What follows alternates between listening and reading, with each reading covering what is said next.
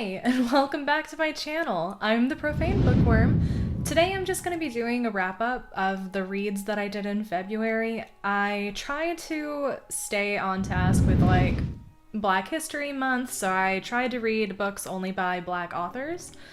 I live in Texas, so I got hit by our winter storm, and I didn't actually get the chance to read as much as I did, so I was only able to complete 3 books that I had on my list for the month.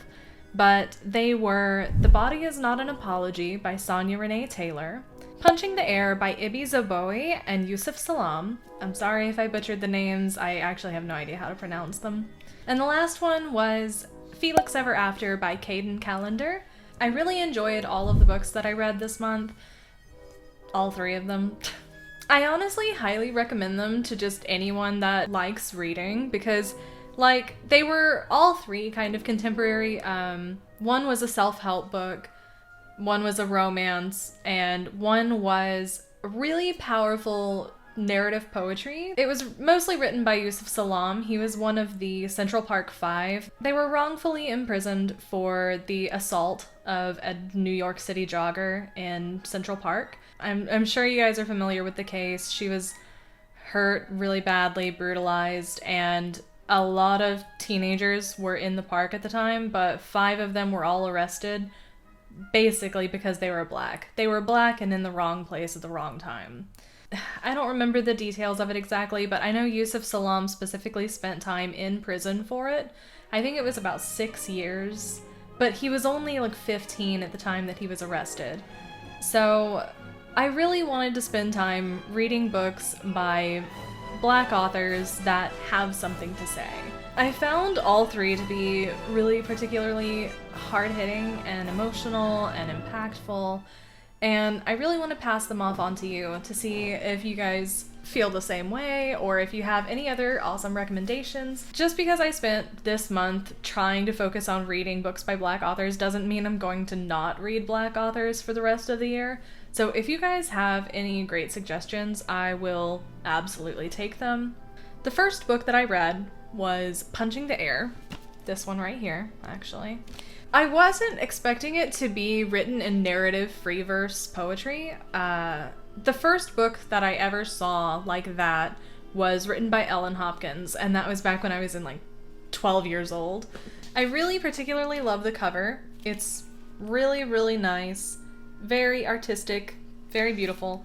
It's partially fiction and also partially based on the real things that the author went through during his time going to prison, his thoughts and emotions. Some of the poems were actually written from that time or immediately after he was released.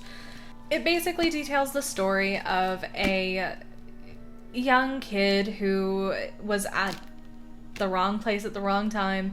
He ends up being tried as an adult and going to prison, and he knows that he did nothing wrong, and yet everyone there is convinced that he's lying, that he really is, aggressive, and that he deserves to be there just like they do. It's just really sad. There were several times that I really just cried over it. It hurt. It really hurt to read. People still go through this. They're wrongfully imprisoned for crimes that they didn't commit. They're forced to serve time for being of a different skin color and being discriminated against. I didn't want to actually get into everything that needs to change in this world.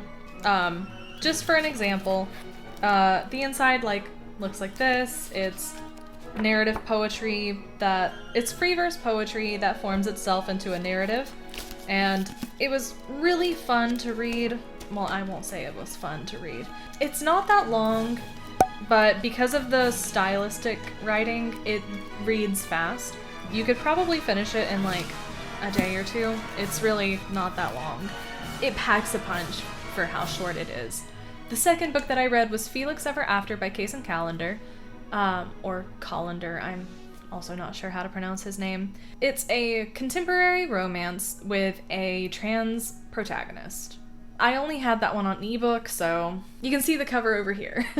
And this one was a story about trans protagonist Felix, who goes to a school, makes new friends, but he always feels kind of like the outcast because he's just so different, because he's not only trans, but he's also black. So I really enjoyed reading this one. It very clearly came from a very personal place by the author. Kaysen, I believe, is also a black trans man.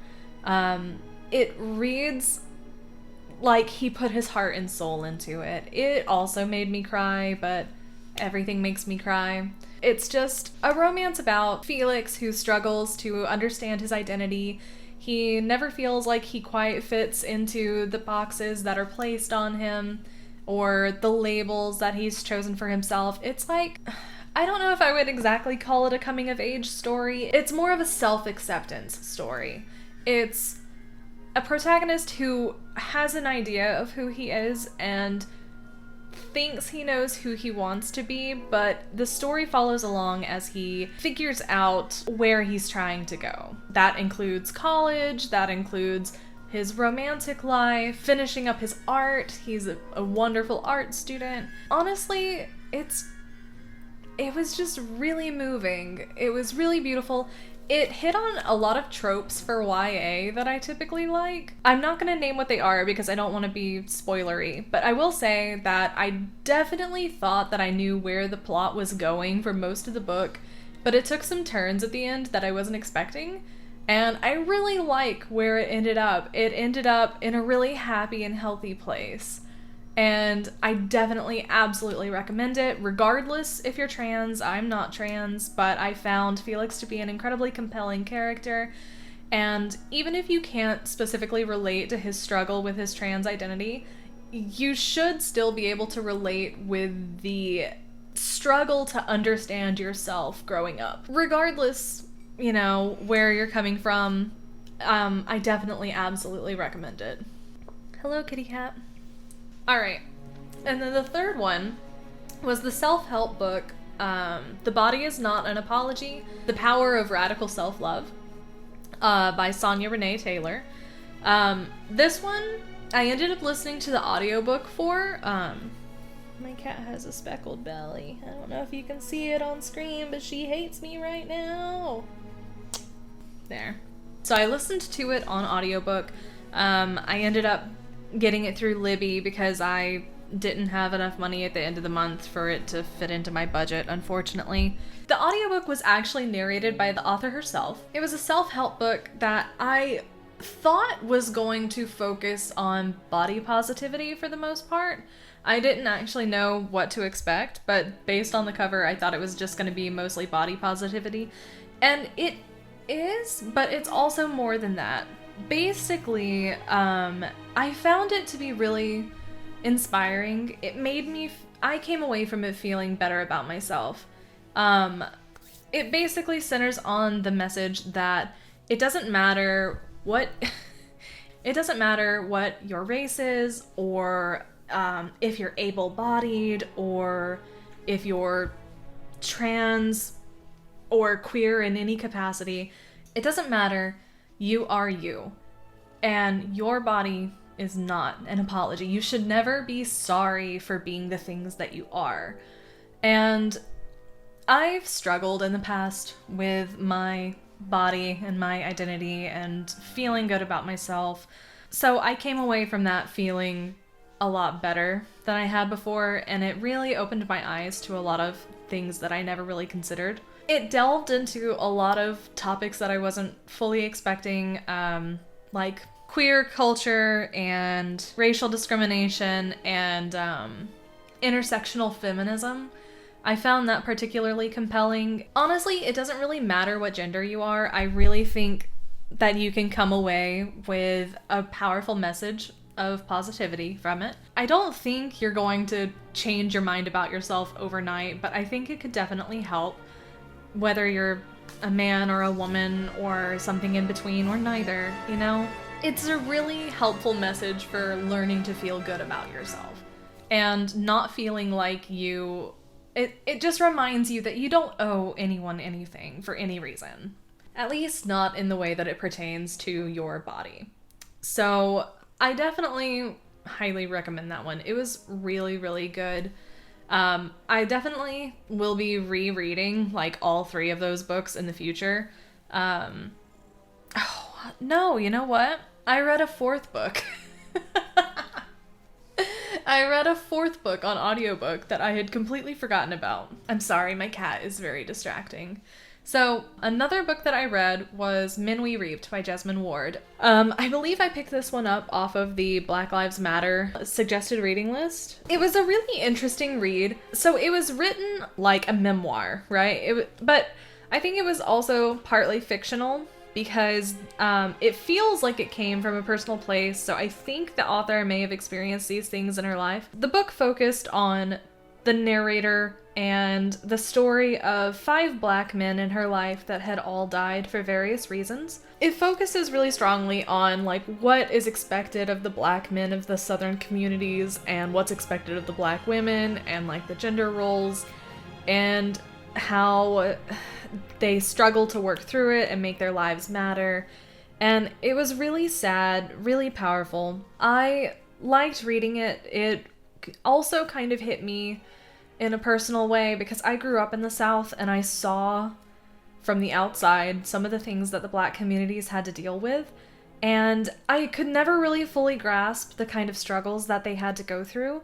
So the book Men We Reaped really highlighted the things that I didn't understand at the time, and I really appreciate the new outlook that it's given me. The book itself was really well written. I listened to it on audiobook and I don't remember who the narrator is, but they did a really good job. I was kind of confused if it was an actual memoir or not because it reads in like fictional language. So like really vivid descriptions of places and events that don't sound as memoir-ish. They just sound like a fictional story. Regardless of how true the events of the story are, I definitely found it very compelling, very good read, and I highly, highly recommend it to everybody. Anyway, that is my video for today. I just wanted to go over some of the books that I read for February. Again, I still plan to read books by Black authors for the rest of the year, so if you guys have any recommendations for me, absolutely send them my way, drop them in the comments. If you like hearing me rant about the books that I like, comment, subscribe, whatever. You know the same old song and dance. If any of the books that I read interested you and you want to hear more about it, or you want to see me do a more in-depth review on them, let me know and I will also do that. I didn't want this video to go too long. I didn't want to ramble, but I know I still rambled, but what can you do? I plan on doing monthly wrap-ups of just general books I read. I want to do an in-depth review of The Poppy War. That was a particularly good book that I read that I really want to do more on. Other than that, I'm kind of just playing things by ear. And the ongoing challenge that I want to do is if you guys have books that you found awful and objectively bad in any way, let me know what they are, and I will read them and challenge myself to see if there is something about them that I can like. And most of the time, it comes anyway. I tend to like books regardless. If you have bad book recommendations, also drop them in my comments, let me know. I'm going to leave links in the description for a couple of different charities, ones that are particularly looked at by Black Lives Matter, because, you know, February, Black History Month, I can't do that much, but I want to do what I can. I will also be donating to the charities. I will love it if you guys do the same. I don't know what charities yet, so check out my description. Anyway, I hope you guys enjoyed the video. Have a great day!